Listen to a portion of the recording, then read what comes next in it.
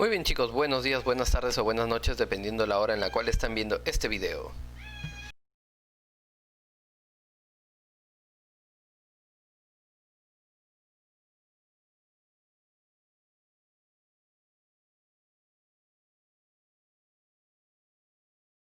Muy bien chicos, sorry, se cortó un ratito el audio.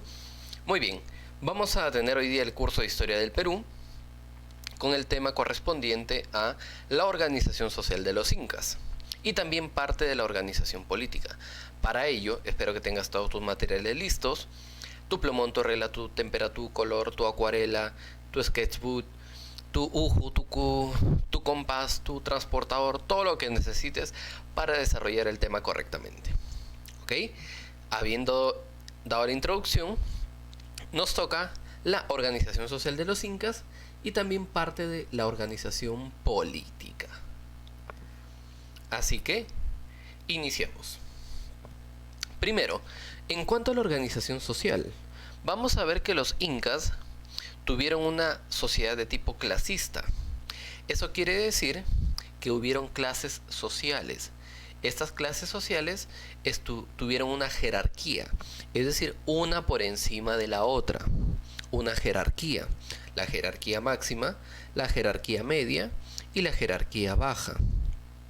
Entonces, dentro de estas jerarquías hubieron clases sociales. Pero sin olvidar que en la pirámide, en la cima de toda la pirámide social, se encontraba el Intichurin. Profe, ¿quién es el Intichurin? Ahora vamos a ver quién es el Intichurin. ¿Ok? A ver. Estas jerarquías estuvieron divididas en tres. En la realeza, la nobleza y el pueblo. La jerarquía alta, la realeza, la jerarquía media, la nobleza, y la jerarquía baja, el pueblo. Dentro de la realeza vamos a tener en la cima al Intichurin. ¿Quién es el Intichurin? El Inca. ¿Y por qué se le dice Intichurin? Porque Intichurin significa hijo del sol. Intichurin significa hijo del sol. En la cima de en la pirámide se encontraba la realeza, en la cual dentro de ella estaba el Inca, o Intichurin. Además se encontraba su panaca. Profesor, ¿su panaca? ¿Qué es eso? La panaca corresponde a la familia del Inca, a la familia real del Inca. ¿A quiénes? A su esposa y a sus hijos. El Inca, su esposa y sus hijos hacían la panaca real, la familia real.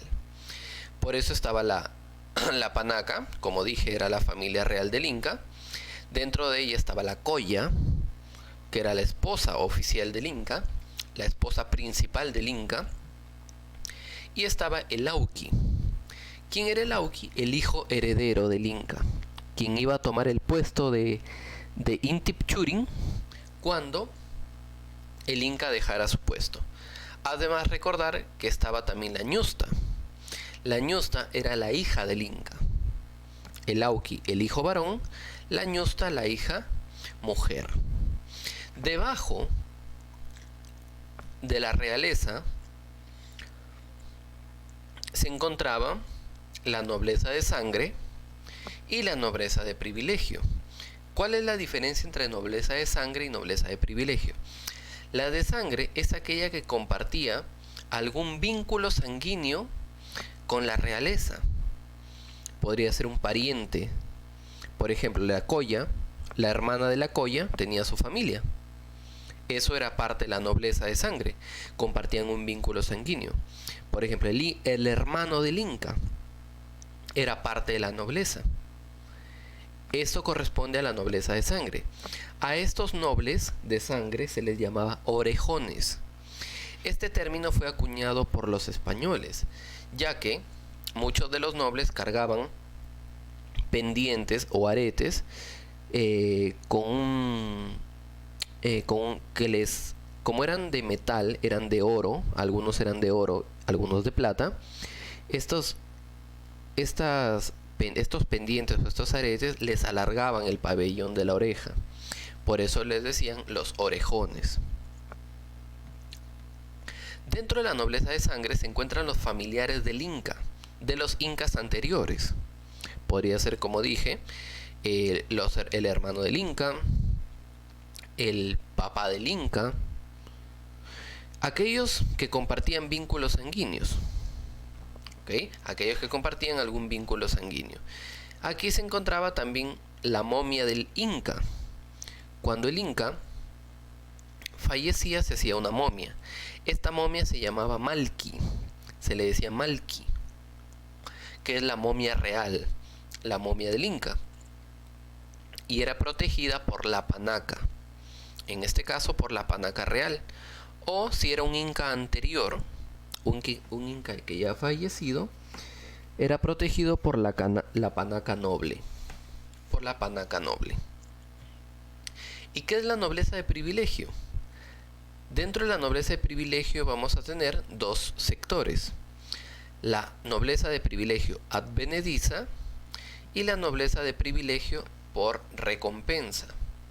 La advenediza corresponde a aquellos gobernantes que habían sido sometidos y que luego tomaban el cargo de apunchik, que vamos a ver más adelante qué es el apunchik. La nobleza de privilegio, como su propio nombre dice, es que el Inca les brindaba un privilegio de pertenecer a la nobleza.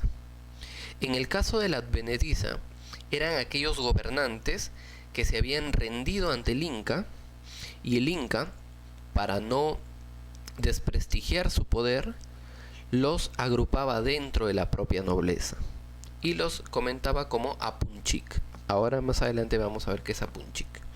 Y también estaba la nobleza de privilegio, aquellos que tenían el privilegio de pertenecer a la nobleza por recompensa.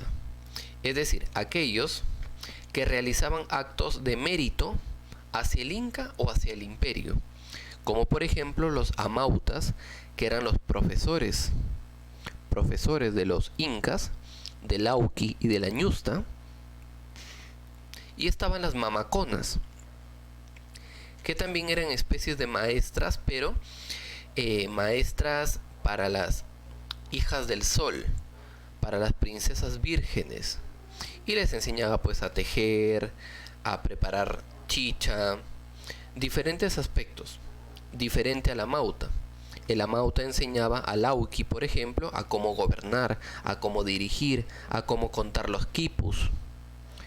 Entonces, estos personajes, al realizar actos meritorios o destacables hacia el Inca, hacia el imperio, el Inca los recompensaba siendo parte de la nobleza. Por eso se llama nobleza de privilegio de recompensa. ¿Ok? Y en la base de la pirámide, se encontraba el pueblo, que estaba organizado en ayllus. Aquí vemos a los hatunrunas. Los hatunrunas, que eran pobladores del común y corriente. Luego estaban los mitimaes. Estos mitimaes se les llamaba grupos colonizadores, hombres que eran trasplantados para enseñar costumbres en otras regiones. Cuando el Inca gobernaba una nueva región, enviaba un grupo de mitimaes para que estos mitimaes colonizaran esta zona y enseñaran las costumbres al nuevo pueblo. Y por último teníamos los yanaconas. Los yanacones eran servidores perpetuos del Inca y de la realeza. Los yanaconas, servidores perpetuos del Inca y de la realeza. Esto con respecto a la organización social. Pero políticamente, ¿cómo se organizaban? Como vemos aquí, vemos la sociedad. Cuando hablamos de política, vemos cómo es que dirigieron el Tahuantinsuyo. Esto mediante autoridades.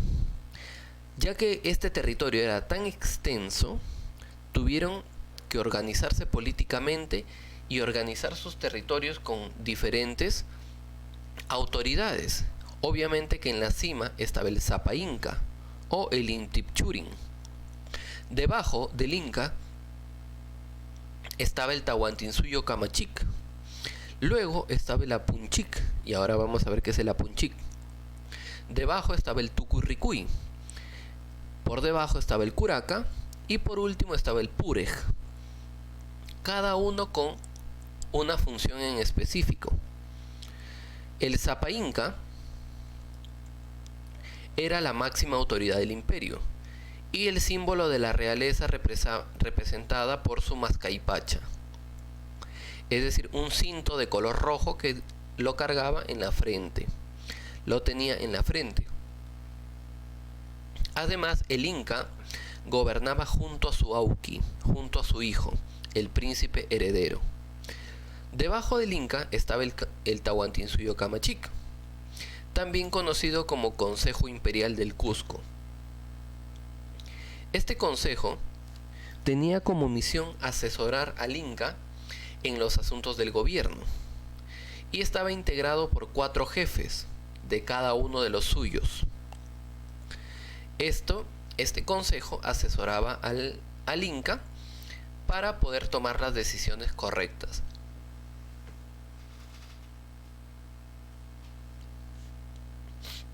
Luego estaba el Apunchic.